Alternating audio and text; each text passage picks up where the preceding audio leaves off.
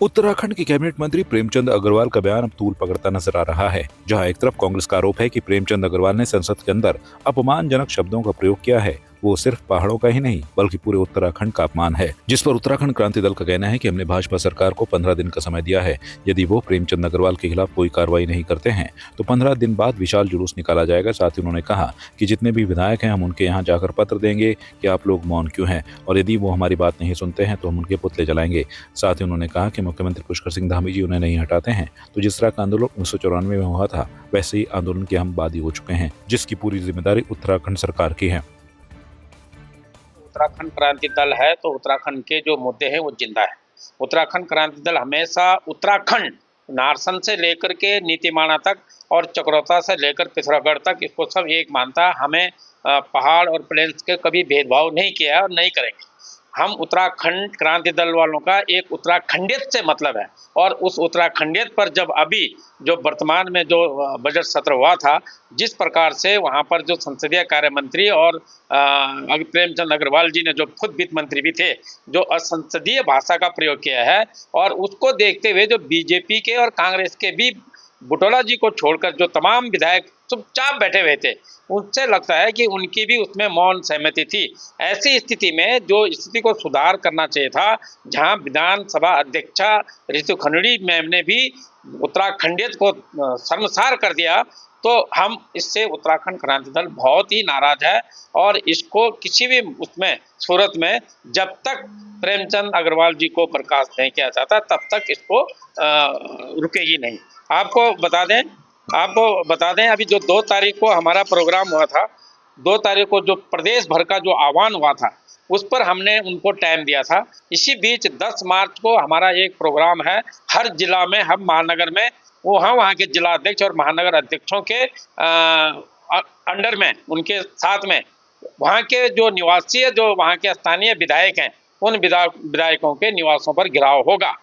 उसके बाद भी अगर जो 2 तारीख से 15 दिन का समय जहां पर खत्म होता है, वहां पर प्रेमचंद अग्रवाल जी को निष्कासित नहीं किया जाता, उनको बर्खास्त नहीं किया जाता, और खुद रितु खनड़ी और मुख्यमंत्री जी इसका संज्ञान नहीं लेते हैं, तो आने वाले 15 दिन के बाद ये फिर प्रदेश भर का आंदोलन किया जाएगा। इसके लिए हमारे जो केंद्रीय अध्यक्ष माननीय श्री पूर्ण सिंह कठेर जी हैं, ये जगह जगह जाकर के अपनी प्रेस वार्ता कर रहे हैं। इसी श्रृंखला में कल उनकी प्रेस वार्ता टिहरी में थी, आज उनकी प्रेस वार्ता श्रीनगर रुद्रप्रयाग में होने निश्चित हुआ है, और सीधा ये प्रोग्राम बहुत जल्द आपके सामने आपको दिखाई देगा। देखिए, हमने 2 तारीख को यहाँ पर जो महारैली की थी प्रेमचंद अग्रवाल के गाली गलौज के संदर्भ में, तो हमारे साथ आपने देख ही लिया कि पूरा उत्तराखंड से जन आक्रोश सड़कों पर उतरा था।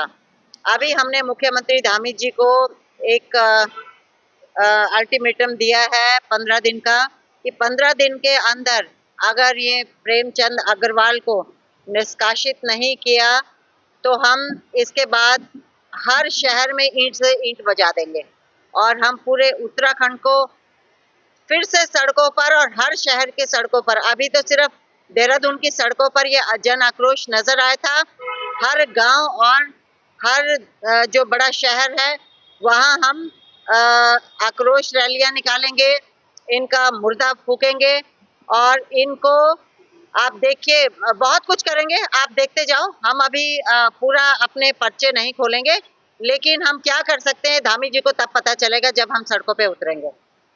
पहले हम लोगों ने 2 फरवरी को कार्यक्रम किया था, पहाड़ के लोगों को जो गाली गलौज दी गई। फिर 2 मार्च को हम लोगों ने दिलाराम चौक से लेकर मुख्यमंत्री आवास तमाम महिलाओं के आह्वान पे जो कार्यक्रम किया था, आपने क्या पूरे उत्तराखंड, पूरे देश ने उस रैली को देखा है। उसी तरह से अगर 15 दिन के अंदर उत्तराखंड की जो भारतीय जनता पार्टी सरकार के मुख्यमंत्री धामी जी बैठे हुए हैं, अगर उनको नहीं हटाते हैं तो इसमें बहुत बड़ा हम लोग निर्णय लेंगे। आपने देखा होगा कि अभी जो हमारे दल के अध्यक्ष हैं, लगातार कल टिहरी में, श्रीनगर में उन्होंने प्रेस वार्ता करी, उसके बाद आज हमारी पौड़ी में है, फिर हमारी रुद्रप्रयाग है, कर्णप्रयाग है, फिर गढ़वाल मंडल होते हुए, फिर कुमाऊं मंडल होते हुए ये हमारे हरिद्वार में समापन होगी। उसके बाद 10 तारीख को हमारी पार्टी का एक बहुत बड़ा ऐलान जो कर रखा है कि जितने भी एक विधायक को छोड़ के, लखपत बुटोला जो विधायक जी है उनको छोड़ के 69 विधायकों के हम लोग जहाँ जहाँ वो रहेंगे उनके आवास में हम पत्र दे के जाएंगे कि तुम लोग मौन क्यों बैठे हुए हैं, ये हमारा पत्र की हेडलाइन है। अगर वो नहीं मिलेंगे तो हम चस्पा करके देंगे।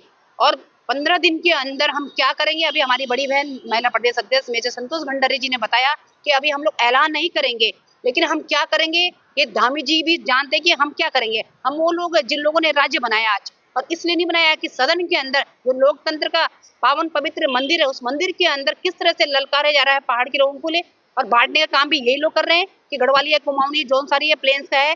कि रितु खंडू जी, दूसरी बार रितु खंडू जी को भी बर्खास्त किया जाए, महेंद्र भट्ट जी को भी बर्खास्त किया जाए। जोशीमठ में जब हमारा आंदोलन चल रहा था हम लोगों को माओवादी बोला गया है।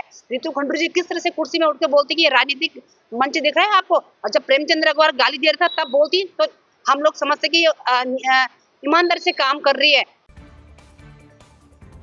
शिव प्रसाद सेमवाल ने प्रेस कॉन्फ्रेंस में उत्तराखंड सरकार और निजी अस्पतालों के अनुबंधों पर गंभीर सवाल उठाए हैं। उन्होंने कहा कि प्राइवेट अस्पतालों के साथ जो डिपार्टमेंट कार्ड योजना बनाई गई है उसका अनुबंध बहुत कमजोर है। इसके तहत अगर कोई विवाद होता है तो सरकार और निजी अस्पताल दोनों के पास एक दूसरे के खिलाफ कोई कानूनी कार्रवाई करने का अधिकार नहीं होता। इससे बड़े स्तर पर अनियमितताएं होने पर भी सरकार केवल फर्जी बिलिंग की वापसी तक सीमित रहती है। सेमवाल ने कहा कि यह स्थिति दुर्भाग्यपूर्ण है क्योंकि राज्य में कई बड़े कॉलेज अस्पताल आयुष्मान योजना के तहत आने में विफल रहे हैं और फर्जी बिलिंग करने वाले अस्पतालों के खिलाफ कोई कार्रवाई नहीं हो रही है।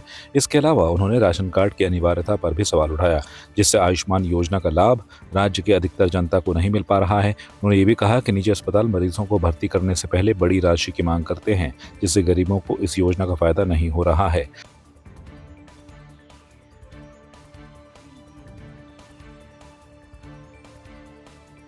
सरकार ने प्राइवेट अस्पतालों के साथ जिनको आयुष्मान कार्ड योजना में लाए हैं उनका जो अनुबंध बनाया है वो बड़ा लचर अनुबंध है।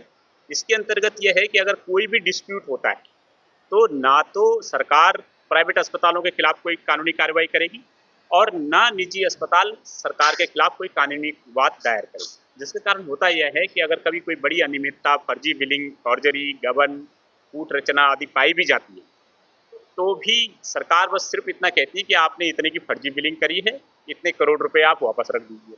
ये सीधे सीधे हो गया कि अगर चोर पकड़ा जाए उसको बोलो भाई अपना माल रख जाओ और जाओ। तो इस तरीके से प्राइवेट अस्पतालों के लिए ये सेफ एग्जिट देना अपने आप में गलत है।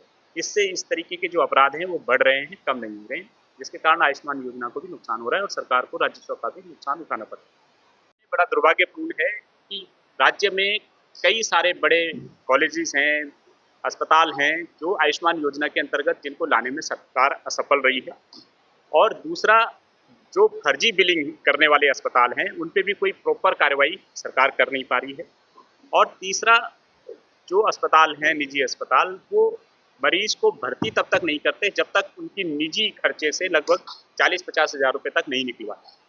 तो एक तरीके से आयुष्मान कार्ड योजना का जो लाभ है वो प्रॉपर नहीं मिल पा रहा है, इसका प्रभावी उपयोग नहीं हो पा रहा है। तो हमारे सरकार से निवेदन है कि प्राइवेट जो अस्पताल हैं उनकी मनमानी पे अंकुश लगाया जाए और राशन कार्ड और आयुष्मान कार्ड की जो प्रॉपर सदुपयोग है वो सुनिश्चित हो सके, इसके लिए कार्रवाई करें। संवाद 365 के लिए देहरादून से लक्ष्मण प्रकाश की रिपोर्ट। आपकी इस पर क्या राय है, हमें कमेंट कर जरूर बताएं। इसके साथ ही आप हमारे YouTube चैनल को सब्सक्राइब कीजिए। आप हमें Facebook, Instagram, Twitter पर फॉलो भी कर सकते हैं और संवाद 365 के साथ एक क्लिक में जुड़ने के लिए डाउनलोड कीजिए संवाद 365 ऐप।